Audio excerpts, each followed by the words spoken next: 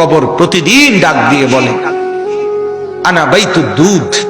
প্রত্যেকের কবর প্রত্যেককে ডেকে বলে, ও আল্লাহর বান্দা, জানো আমি পোকামাকড়ের ঘর, পোকামাকড়ের ঘর। তুমি তো সেই বান্দা যে একটা মশা কানের পাশ দিয়ে উড়ে গেলে তোমার ঘুম বন্ধ হয়ে যায়, চোখ মিলে যায়। একটা মশার গুনগুন আওয়াজ সহ্য করতে পারো না। একবার কয়েল, একবার অ্যারোসোল, একবার মশারি, এরপরেও তুমি চাও যে একটা মশাও যেন আমার কানের কাছে গুনগুন না করে।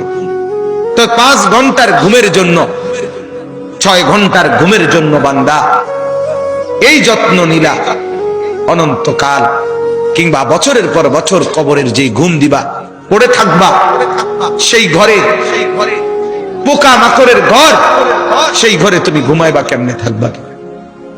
আমার বাপ, আমি থাকবো কিভাবে? আমি থাকবো কিভাবে বলে?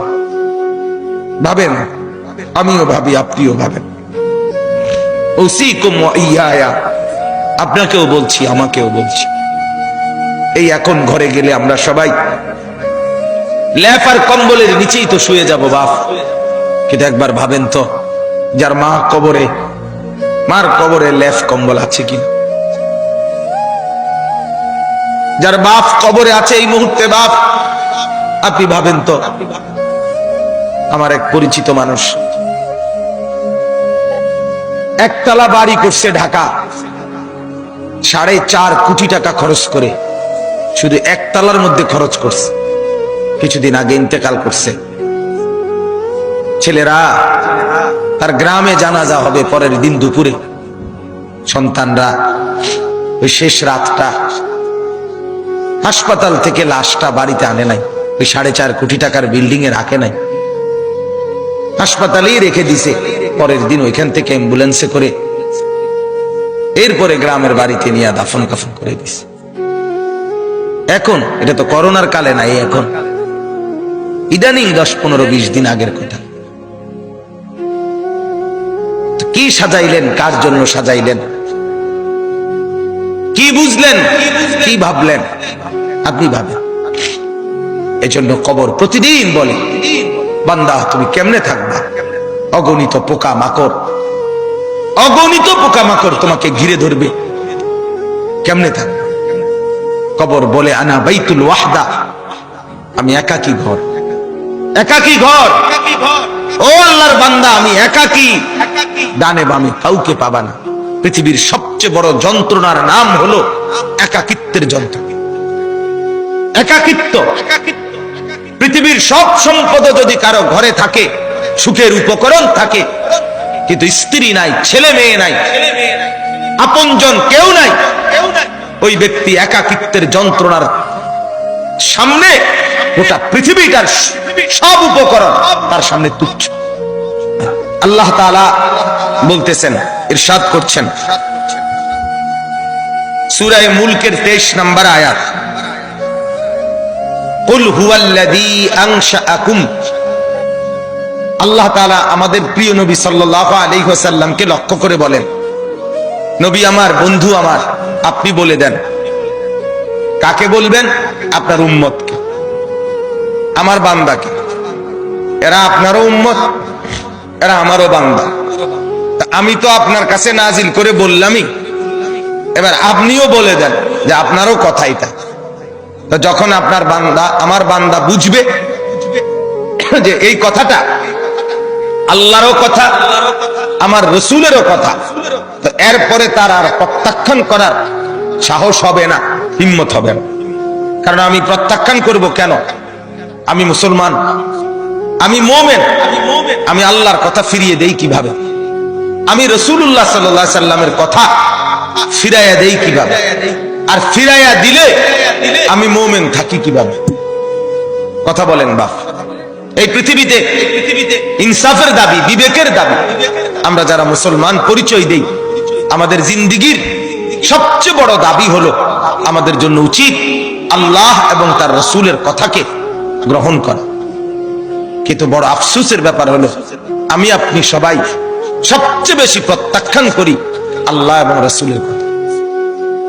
সামান্য থেকে সামান্য ব্যক্তির কথাও এক ডাক্তার বলে দিছে বাঁচতে হলে আর কোনোদিন মিষ্টি খাওয়া যাবে না, 30 বছরের জন্য মিষ্টি খাওয়া ছেড়ে দিছে।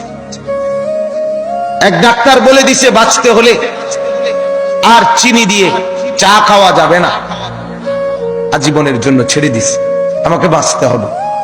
তাহলে আপনাকে যদি শুধু হায়াতে বাঁচতে হয়, আপনাকে তো জাহান্নাম থেকেও বাঁচতে হবে। কথা বলেন না কেন? দুনিয়াতে যেরকম আপনি চাচ্ছেন আমাকে বাঁচতেই হবে, অতএব কষ্ট হলেও মিষ্টি খানা ছেড়ে দিলাম, চিনি খাওয়া ছেড়ে দিলাম, তা আপনি কষ্ট হলেও আপনাকে তো জাহান্নামের আগুন থেকেও বাঁচতে হবে বাপ।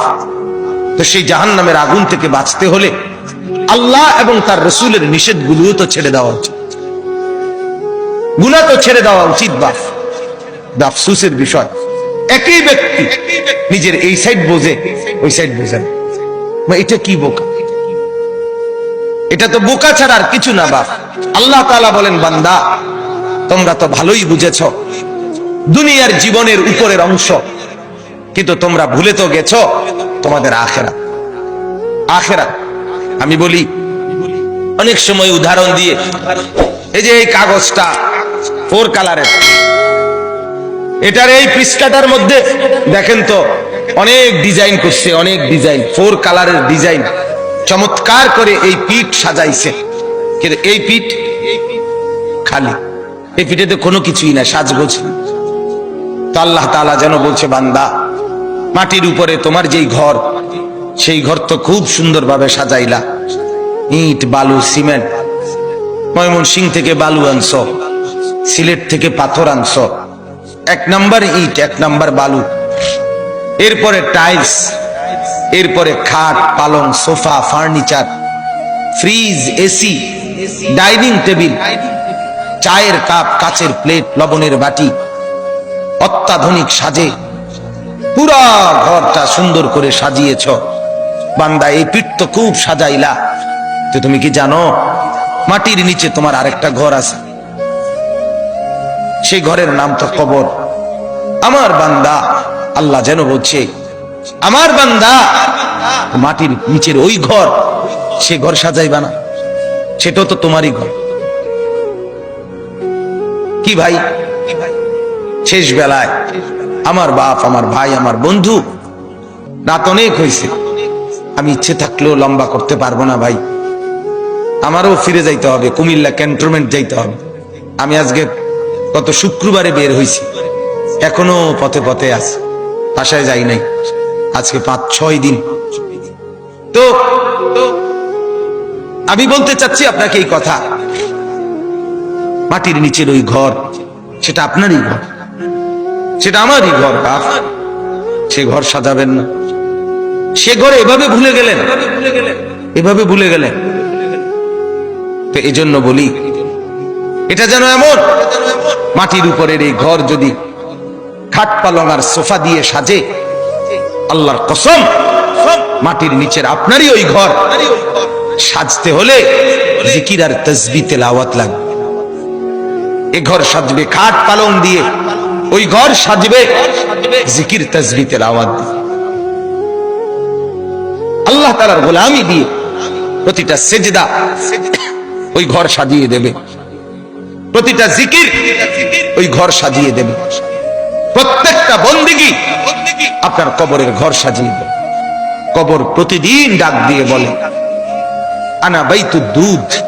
প্রত্যেকের কবর প্রত্যেককে ডেকে বলে, ও আল্লাহর বান্দা, জানো আমি পোকামাকড়ের ঘর, পোকামাকড়ের ঘর।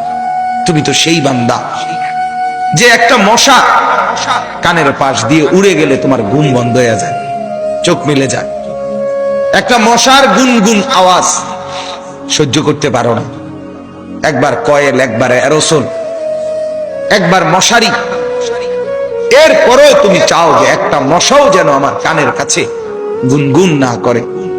তো 5 ঘন্টার ঘুমের জন্য, 6 ঘন্টার ঘুমের জন্য বান্দা এই যত্ন নিলা, অনন্তকাল কিংবা বছরের পর বছর কবরের যে ঘুম দিবা, পড়ে থাকবা সেই ঘরে পোকা মাকড়ের ঘর, সেই ঘরে তুমি ঘুমাইবা কেমনে, থাকবা কি? আমার বাপ, আমি থাকবো কিভাবে? আমি থাকবো কিভাবে বলে? ভাবেন, আমিও ভাবি, আপনিও ভাবেন। ওসিকুম ওয়া ইয়া, আপনাকেও বলছি, আমাকেও বলছি। এই এখন ঘরে গেলে আমরা